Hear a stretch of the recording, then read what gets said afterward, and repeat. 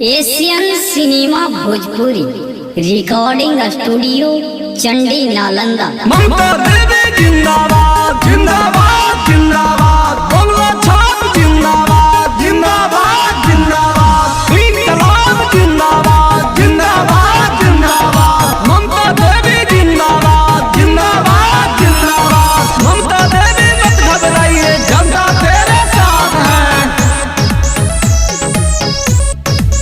विधानसभा हरनौत से उम्मीदवार बाड़े हो, गरीब लाचार के मददगार बाड़े हो।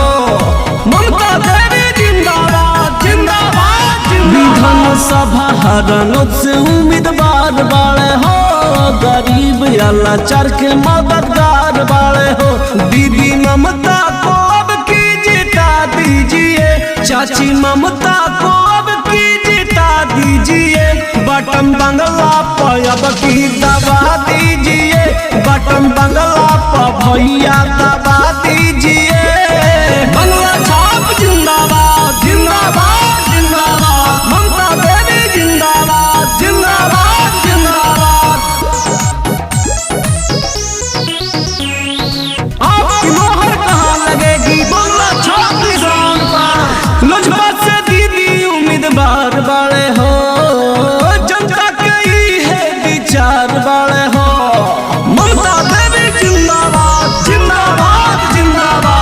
भैया चिराग अब की अइबे करी, जनता पर प्यार बरसइबे करी। यही सुनी सभे मन में विचार कीजिए, सभे जनता सुनी मन में विचार कीजिए।